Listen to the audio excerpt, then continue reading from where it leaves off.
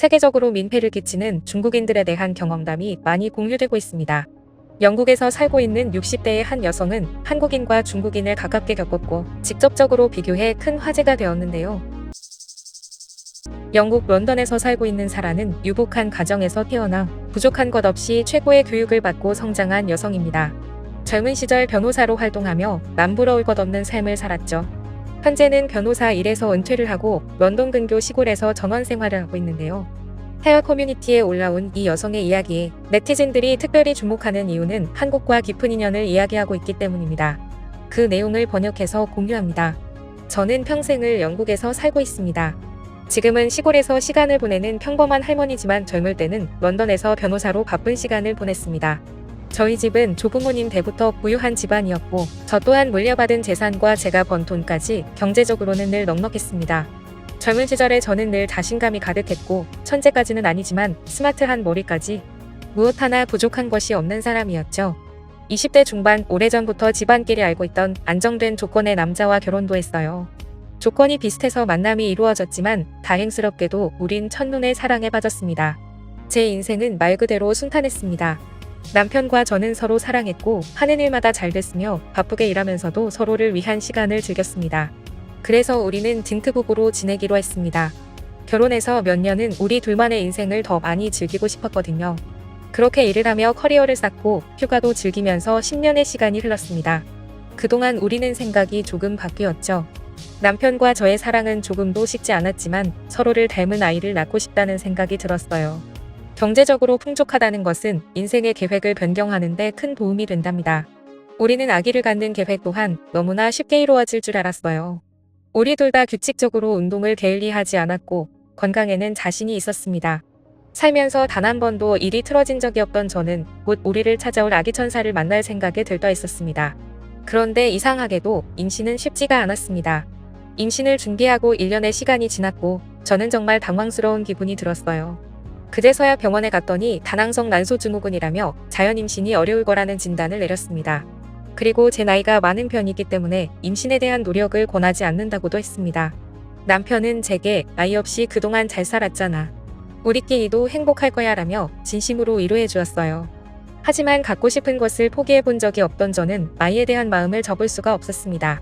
그 후로 제 삶은 피폐해지기 시작했습니다. 저는 아이에 대한 마음을 쉽게 떨칠 수가 없었고 우울증과 두통에 시달리기 시작했습니다. 그런 저를 보다 못한 남편은 조심스럽게 입양에 대한 이야기를 꺼냈습니다. 한 번도 입양을 생각해 본 적이 없었지만 남편의 말에 대해 깊이 고민하게 됐죠.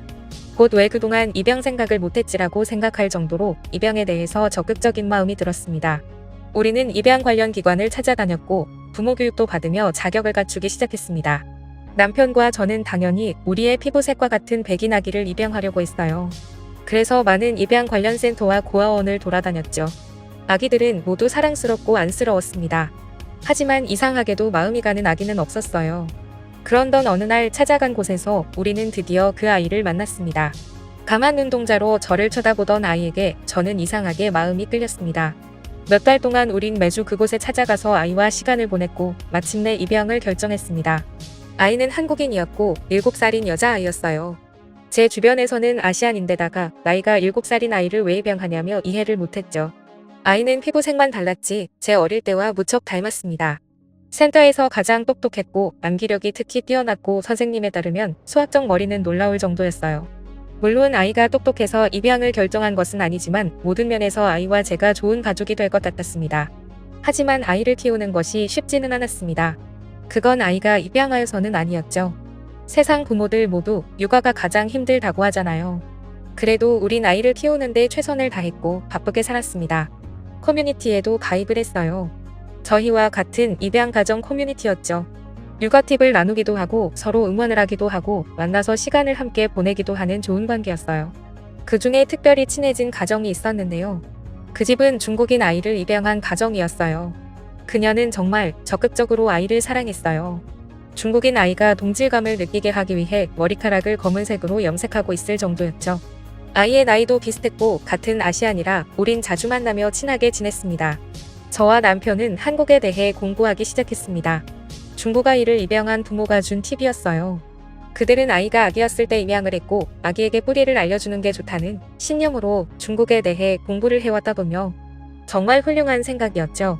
저도 내 아이가 자신의 뿌리를 알고 자라길 바라며 남편과 함께 한국어를 배우고 노력했습니다. 아이는 건강하게 자랐고 우린 더없이 행복했죠. 하지만 시련은 아이가 15 무렵에 찾아왔어요. 사랑하는 남편이 교통사고로 세상을 떠났습니다. 저는 정말 괴로웠고 마음을 추스리기가 쉽지 않았어요. 언제나 함께였던 남편을 떠나보낸 충격이 너무 컸어요. 남편은 엄청난 재산을 제게 물려주었습니다. 하지만 당시 제게 그런 건 아무 의미가 없었죠. 당시 사춘기를 겪던 아이도 힘들었을 텐데 저는 제 슬픔에 갇혀 아이를 신경 쓰지도 못했어요. 하지만 아이는 너무나 감사하게도 스스로 그 시기를 잘 겪어냈습니다. 오히려 엄마인 저를 위로했고 엄마처럼 유능한 변호사가 되고 싶다고도 했죠.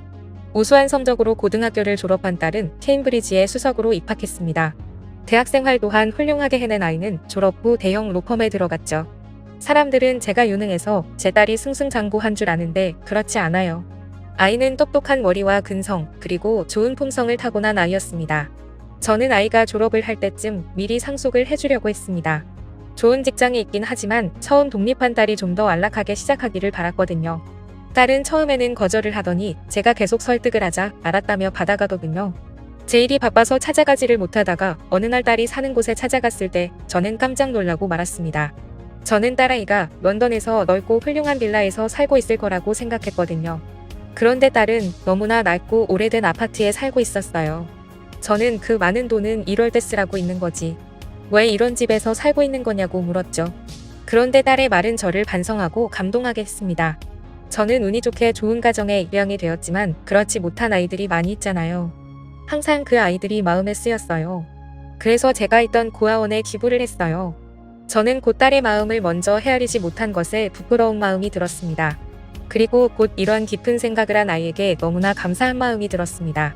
이렇게 훌륭하게 잘 자라주어서 고맙다는 마음이요. 사실 입양한 아이가 저희 딸처럼 모두 잘 자라는 건 아닙니다. 부모가 아무리 노력을 해도 따라주지 않는 아이를 가까이서 봤거든요. 어릴 때 친하게 지내던 중국인 아이를 입양한 가정은 저희와 다르게 아이 때문에 무척 힘이 들었습니다. 그 아이는 크면서 사치를 좋아했고 부모에게 금전적인 지원을 받았다고 합니다. 그 부모는 아낌없이 지원을 했고 항상 아이를 따뜻하게 품으려고 애를 썼지만 아이는 자꾸 엇나가며 부모를 거부하더니 차이나타운에서 중국인 친구들과 어울리기 시작했고 결국은 그 가정을 떠났습니다. 몇 년의 시간이 지나고 경찰에서 전화가 왔다는데요. 도둑질과 불법 약거래를 했다는 기막힌 소식에 부모된 도리로 당장 찾아갔지만 아이는 전혀 반성이 없이 자신이 이렇게 된 건 자신이 입양아이기 때문이라며 소리를 질렀다는군요. 그 중국 아이의 경우를 보니 아무리 부모가 최선을 다해도 그것을 받아들이는 아이의 품성이 중요하다는 생각을 하게 되었고 저는 제 아이에게 더욱 감사한 마음이 들었습니다. 요즘 제 딸은 로펌에서 나와 변호사 사무실을 내기 위해 준비 중인데요. 가난한 사람들을 위한 변호사가 되고 싶다더군요. 저는 딸이 더 바빠지기 전에 함께 한국 여행을 다녀오자고 권할 생각입니다. 우리 둘이서 한국 여행을 자주 했지만 딸이 로펌에 들어간 후 몇 년은 못했거든요. 딸과 함께 맛있는 김치찌개를 먹을 날을 기대하고 있습니다. 감사합니다. 이상 꿀튜브였습니다. 이번 영상이 도움되셨다면 구독, 좋아요 눌러주세요. 앞으로도 꿀튜브 채널에 많은 관심 부탁드립니다. 감사합니다.